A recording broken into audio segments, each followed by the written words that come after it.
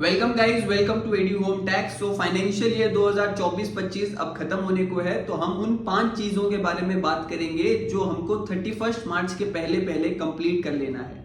Number 1 is, अगर आप एक सैलरीड इंडिविजुअल है और आप ओल्ड टैक्स रिजीम चूज करने वाले हैं, तो आपको अपने जो इन्वेस्टमेंट्स है, जैसे ईएलएसएस म्यूचुअल फंड्स में इन्वेस्ट करने से टैक्स डिडक्शन मिलता है, एलआईसी पॉलिसी हुई, मेडिक्लेम इंश्योरेंस हुआ, नेशनल पेंशन स्कीम, पीपीएफ में इन्वेस्टमेंट हुआ, तो ये सारी चीजें आपको 31 मार्च 2025 से पहले कर लेनी है, नहीं तो आपका इसका डिडक्शन नहीं मिलेगा। ये हुआ पहली बात।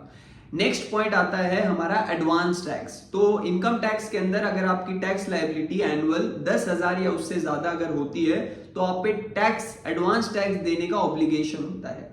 तो 15 मार्च के अंदर अंदर आपको अपना एडवांस टैक्स पे कर देना है 4th क्वार्टर का। अगर आप प्रिजम्पटिव टैक्सेशन स्कीम में जाते हैं तो भी बाई 15 मार्च आपको अपना 100% एडवांस टैक्स पे करना है। ये हो गया दूसरी बात।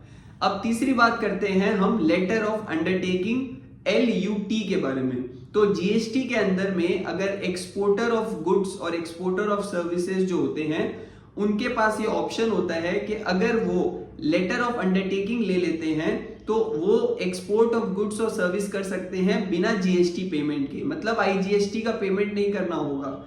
सो आप नेक्स्ट फाइनेंशियल ईयर 2025-26 के लिए LUT के लिए अप्लाई कर दीजिए, जिसकी लास्ट डेट 31 मार्च 2025 है।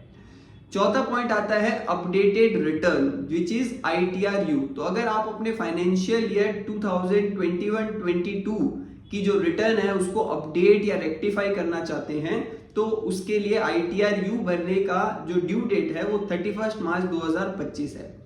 हालांकि अभी बजट 2025 में ITRU की जो डेडलाइन है उसको 4 साल कर दिया गया है, बट अभी तक उसमें कोई एक अपडेट नहीं आया है इनकम टैक्स के वेबसाइट पे। तो अगर आप 21-22 की रिटर्न अभी आप भरने जाओगे तो उसमें 31 मार्च 2025 तक के अंदर अंदर आपको ये भरना पड़ेगा। लास्ट पॉइंट आता है टैक्स लॉस हार्वेस्टिंग का। नाउ इनकम टैक्स में एक इनकम कैटेगरी है कैपिटल गेन। तो अगर आपको मान लीजिए कोई म्यूचुअल फंड शेयर से लॉन्ग टर्म कैपिटल गेन या शॉर्ट टर्म कैपिटल गेन होता है और उसको आपको कम करना है या रिड्यूस करना है कैपिटल गेन टैक्स को, तो उसका तरीका होता है कि आप लॉसेस को प्रॉफिट के साथ सेट ऑफ कर दो। तो अगर आपके पास कोई पुराने शेयर्स पड़े हैं जिसमें आपका बहुत लॉसेस एक्यूमुलेटेड है, और तो आप क्या कर सकते हैं, उन शेयर्स को बेच सकते हैं 31 मार्च के पहले, ताकि आप उसको सेट ऑफ कर सकते हो अपने कैपिटल गेन के प्रॉफिट के साथ। अब इसमें आपको एक चीज ध्यान रखना होगा कि लॉन्ग टर्म कैपिटल लॉस जो है वो लॉन्ग टर्म कैपिटल गेन के ही साथ सेट ऑफ हो सकता है। तो आई होप ये वीडियो आपके लिए हेल्पफुल रहा होगा। Thank you.